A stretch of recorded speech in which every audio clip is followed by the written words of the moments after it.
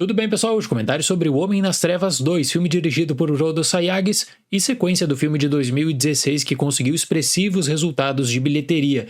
Chega agora nos cinemas com distribuição da Sony. E como eu falo aqui no canal, especialmente nas lives, durante análises de mercado também, a Sony tem um posicionamento na indústria bem mais conservador no que diz respeito a lançamento de filmes. A companhia, diferentemente de outras rivais que tem toda uma estratégia voltada também para lançamentos no streaming, tem um posicionamento muito mais de explorar o mercado internacional, de conseguir boas bilheterias.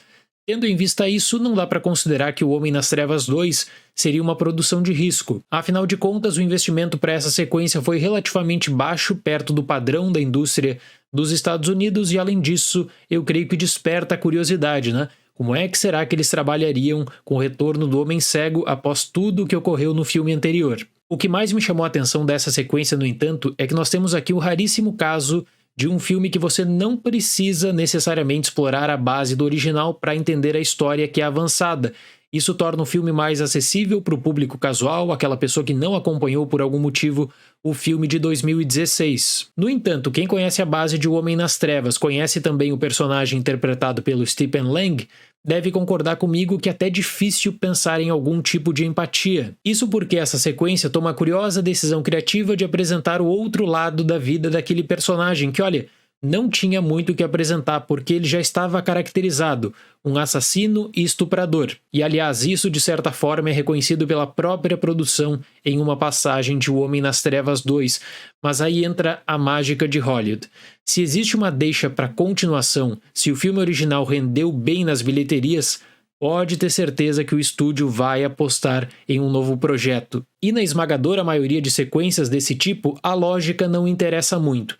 Tanto é que em O Homem nas Trevas 2 nós temos várias reciclagens de passagens que fizeram sucesso no primeiro filme, mas que agora não tem nem de perto a mesma efetividade. Anos após os eventos do filme anterior, Norman Nordstrom, interpretado por Stephen Lang, vive isolado e cria a jovem Phoenix, interpretada por Madeline Grace. Mas uma misteriosa gangue ameaça os dois ao invadir a casa de Norman em busca da garota.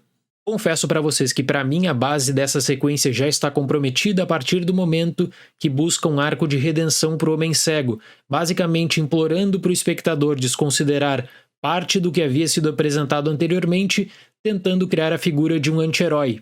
E aí eu tenho que retomar o argumento anterior, que é o seguinte: as motivações e objetivos apresentados na sequência até podem ser considerados nobres, mas para quem não assistiu o filme original, O Homem nas Trevas 2 é um requentado de ideias que já haviam sido exploradas por Fede Álvares. O ponto positivo é que as escassas fontes de luz mais uma vez criam um ambiente imprevisível, que permite com que o Homem Cego consiga ameaçar e comprometer o planejamento da gangue. Mas faltou também um trabalho básico de polimento de roteiro. Nós já temos uma controvérsia sobre esse arco estranho de redenção do Homem Cego.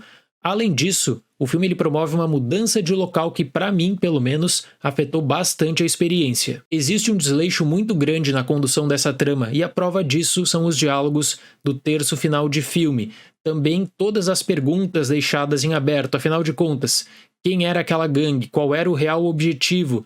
Quem era aquela menina que estava sob cuidados do Homem Cego? A aposta é mais ou menos a seguinte: reúna elementos que tornaram o filme anterior popular e atire tudo o que for possível de alguma forma em novos locais, com o diferencial da brutalidade e violência das mortes. E aí deixe também que o Stephen Lang se vire com os novos vilões. Ah, mas você precisa de angústia, de tensão. Ok, coloca uma criança no meio disso, coloca uma criança para que o público tente criar algum tipo de conexão.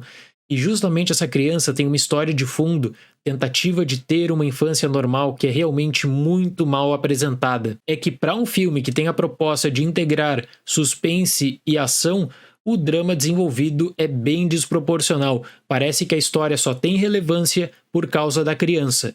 No mais, eu gostei do trabalho sonoro, eu gostei de algumas perseguições, mas é mais um caso de uma sequência que não se justifica. Até mesmo tivemos um exemplo recente da própria Sony com Escape Room 2. Então eu fecho O Homem nas Trevas 2 com a nota 5. Eu nem vou classificar como uma decepção, porque eu acredito que faltou uma ideia minimamente coerente para trazer o Homem Cego de volta. Mas vamos ver o que esse pessoal vai fazer agora com essa franquia. Certo, pessoal? Muito obrigado pela atenção, até o próximo vídeo e tchau!